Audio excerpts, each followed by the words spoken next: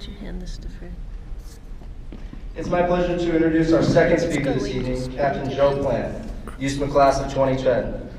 A native Idahoan, Captain LaPlante commissioned as an armor officer upon graduation and subsequently deployed as a platoon leader in Kandahar City, Afghanistan. He has served as the leader of the personal security detachment for his squadron commander, commanded a remote combat outpost on the northern frontier of Kandahar province, battling Taliban insurgents, and deployed as a brigade plans officer in Kuwait. Captain LaPlante has recently taken command of a tank company and a combined arms battalion. Please join me in welcoming him to the stage.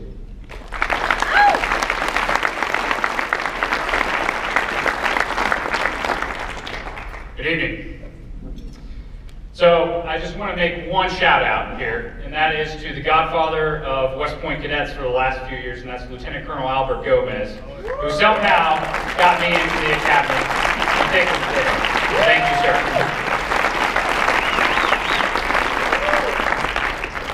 The word team. When you hear that word, the first thing that pops into your head is an image of a group of people clad in sports jerseys running down the fields of friendly strife. But what I want to talk to you about today is what that word means off the field. What it means when you trade in your hockey stick for an M4 carbine and your jersey in for body armor. One of the first teams I joined and had the privilege to lead was a small group of cavalry scouts, mortarmen, and a mix of support personnel camped out on a remote outpost safeguarding a treacherous supply route. This platoon had gone through the worst of it. They had just been in a major ambush where 500 pounds of homemade explosive had taken out their only striker vehicle, injuring the platoon leader, the squadron chaplain, and his assistant, and hitting the gunner the worst, eventually where he ended up losing his leg. So to say that morale was down is a bit of an understatement. So how do you join such a team and motivate them to continue to fight hard every single day? Well, I say to you, it's no different than when you stand in front of a team back here in the United States. Be confident in your own abilities, but stay humble. Be willing to listen and learn, but also take charge. You are the leader of that team. But most of all, I would say, care. Care for each and every one of those soldiers and sailors. Learn everything about them. Learn about their families, about their hopes, and about their dreams. There are plenty of people who can manage teams, people who can tell them what to do and where to do it. But the military is a different type of job. It requires you to be connected with those you are leading. There are two things that I did that really helped motivate my soldiers on that combat outpost to follow my leadership. One, I walked the line a couple times a week, going from guard post to guard post, checking up on my soldiers, talking to them about their families, and what excited them most about when they get back home. And the second thing, and it seems simple, I filled sandbags with them. Be a leader who goes out and does the mundane tasks with them. Doing those two things brought me a lot of respect, not only as their platoon leader, but as a person who they knew actually cared about them and would make good decisions that they could follow. Showing true care for your team members will truly strengthen them to get even through the toughest of times.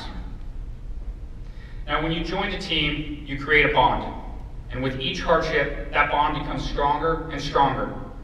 You all have experienced the most difficult setting when it comes to your choice for higher education. So that has created a bond between you and your classmates, a bond that will last forever. So whenever you lose a member of your team, it's going to hit hard.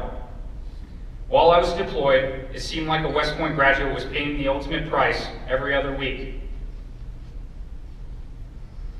During my 9 months, I lost 3 of my own classmates, not to mention the graduates that I knew as upperclassmen and those who followed after me.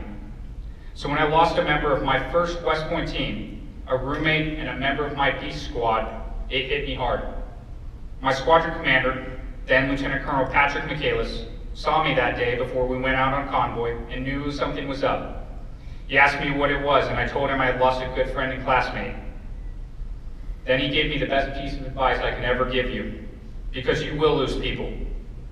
Maybe not in combat, but it doesn't make it any less easier when it's in an accident or when they lose the fight to their own demons. He told me this: remember them. remember their legacy, and honor them. So I want to take a brief moment and say a few names of graduates that I want to remember. Robert Collins, class of 2008. Tim Steele, class of 2009.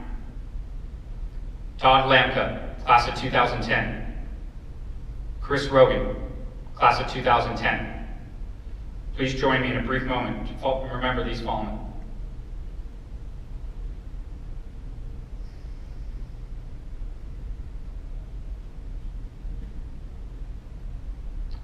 Unfortunately, I could go on and on about the brave men and women who have laid down their lives so that we could be free. But I instead want to say how honored I feel that I am part of the same team that they were part of.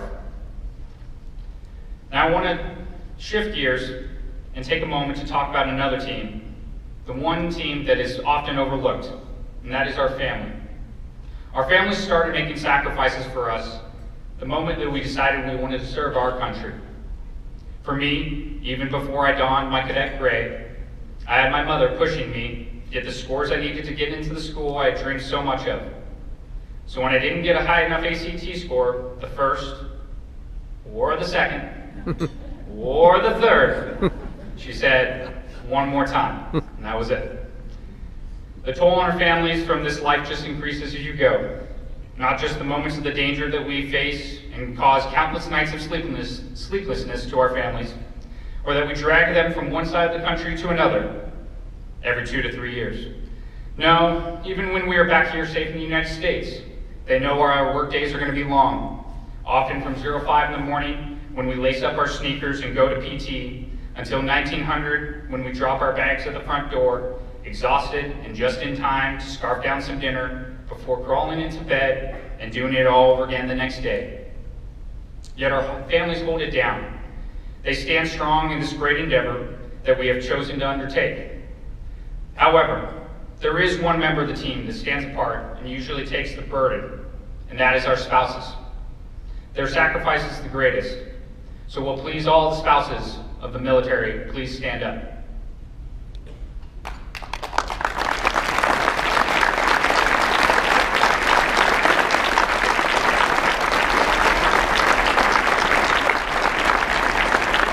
Thank you for your unflinching love and support.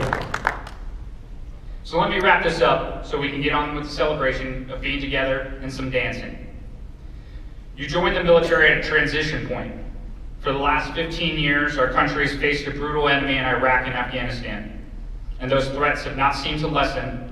More threats have seemed to just emerge. What this means is that you must be ready now. Ready as soon as you toss up that hat, ready as soon as you raise that right hand, ready as soon as you stand in front of those soldiers and sailors to take charge of them and run to the sound of the guns. I'm confident that each one of you will be ready, and I will be proud to serve with you on this team. Thank you so very much for this honor. May God bless you, and I'll see you on the high ground.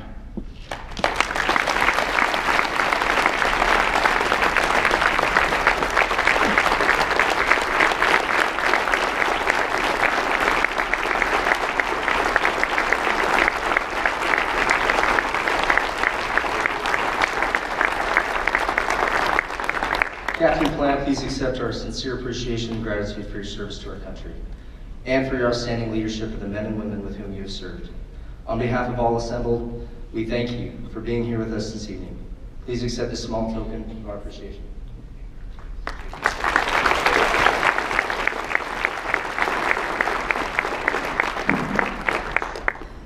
Sorry to tell you to stand back up, but ladies and gentlemen, please rise for the 50th time today. And stand while the honor guard retires the colors, after which Mr. Otis Darden will address the silent auction.